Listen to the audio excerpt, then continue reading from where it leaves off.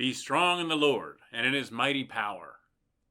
Put on the full armor of God so that you can take your stand against the devil's schemes. For our struggle is not against flesh and blood, but against the rulers, against the authorities, against the powers of this dark world, and against the spiritual forces of evil in the heavenly realms.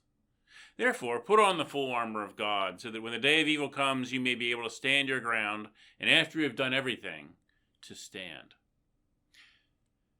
I had a pastor that I worked for when I was an assistant pastor 27 years ago, who actually put on the armor of God in the shower. He put, imagine putting on a helmet and so forth. And, I have the shield of faith here, with which we can extinguish all the flaming arrows of the evil one. But let me tell you, Paul would probably not think this was funny or a useful way to use this information. It's a metaphor. There's not really, a thing that the shield of faith represents. It is a way of thinking about how our faith operates. It's a way of thinking about how we need to recognize that, there is a struggle in this world.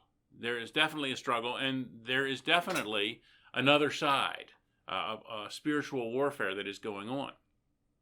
And sometimes we need to stand. Sometimes we need to have courage, like a soldier. Sometimes we need to, be able to live out our calling as a group, as an army, like a group of people who are all working together towards the same thing. Roman soldiers didn't fight, individually, like you might see in the movies. They fought as groups. And so we should have that same sort of idea that, yes, we work together to overcome the evil of this world. Now, of particular note in here, our struggle is not against flesh and blood, but against the rulers, against the authorities, against the powers of this dark world. No matter how wrapped up we may be in our combating evil or in our personal beliefs, we should never see other people as the enemy. That's exactly what the scriptures don't say to do.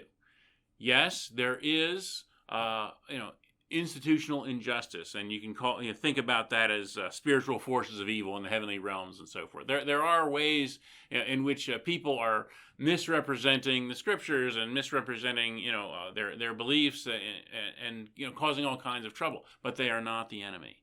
And our real calling is to love God and to love every other person and to try to bring them back into an understanding of what it means to be part of something bigger, something that's powerful and positive, and something that can help us all to move forward and to stand in the day that evil and that trouble comes to us.